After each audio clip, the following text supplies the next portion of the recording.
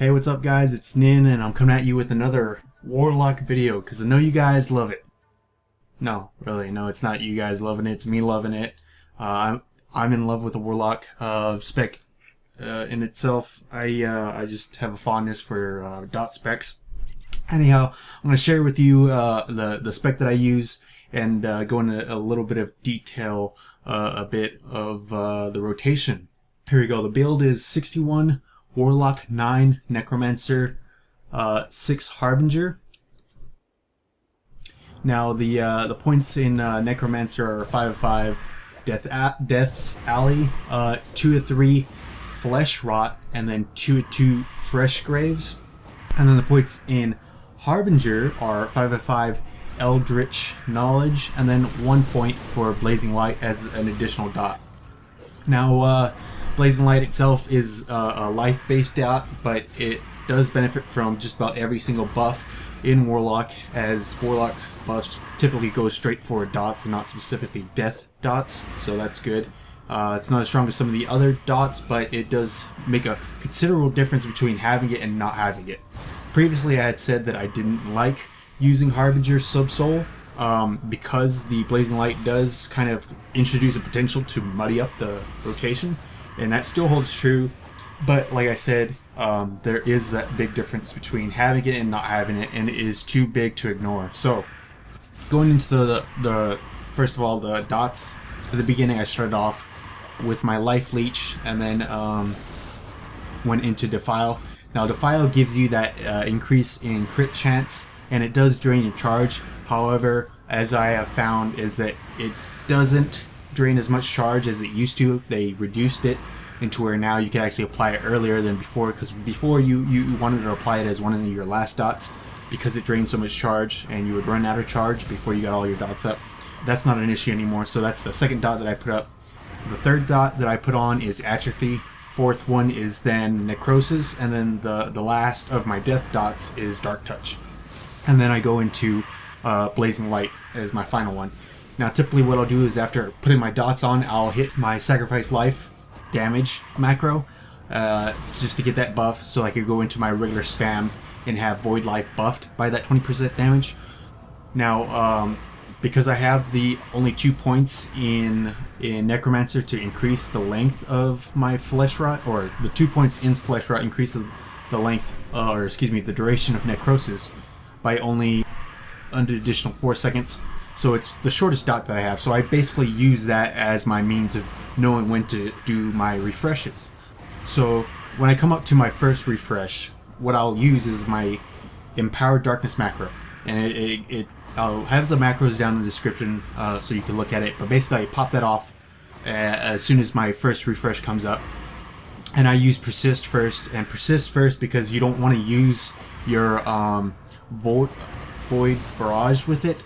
You'll use it at the end, and you'll see why, or you probably have already seen, that it actually lines up to where it works best. Now at the end of your Empowered Darkness buff, you'll be able to use your Void Barrage to refresh it.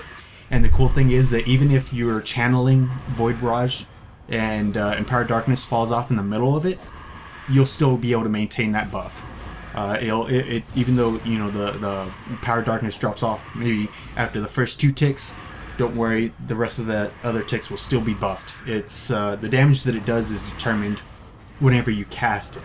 So, like I said, you know, use it at the last couple of seconds, 1 or 2 seconds left of Empowered Darkness. And it's basically just to ensure that you get the maximum amount of Void Bolts in Empowered Darkness as possible, because that's going to be a much bigger DPS output by doing that. And then another thing is that also, as you see throughout the fight, or as you just saw throughout the fight, that I was using my Conflux only whenever if it was buffed by Empowered Darkness or when I had SLD up. So those 2 buffs do affect your other buffs, don't affect it. So it's not worth macroing in your spam macro. I've seen other people do that and they're like, oh, it's great because you can ensure that it is always used on cooldown.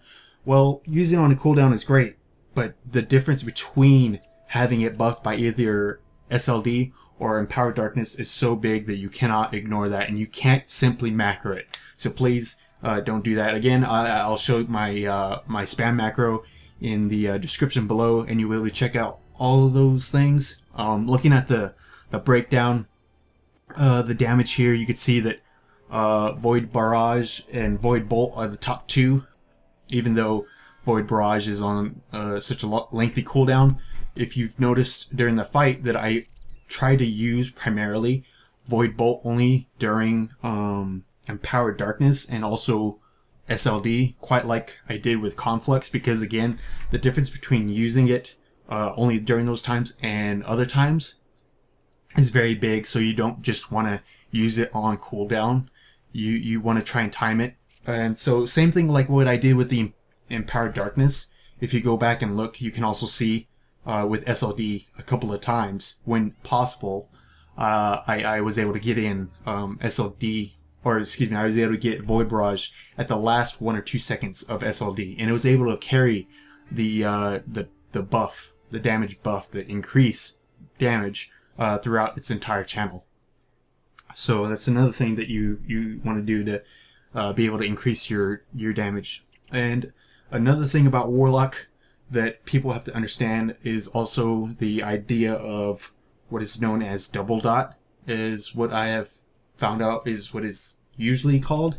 Double dot is basically your dots only tick once when they're applied, and then every other second afterwards. So if you look at the duration, it'll be something along the lines of whenever the timer on it left goes from an even number to an odd number. So for when you're doing your refreshes, you basically want to get it as soon as it turns from 2 to 1. And what those will do is allow you to get basically almost 2 ticks in just 1 second, rather than 1 tick every other second. So that's another way to squeeze out more DPS. I might go down and do another breakdown in the description. I'll have the macros there, and I might put a little bit more exposition as to why I do what I do. But you guys, take care to look through the description, look through the video, see what you like about it. So yeah, that's it. Peace.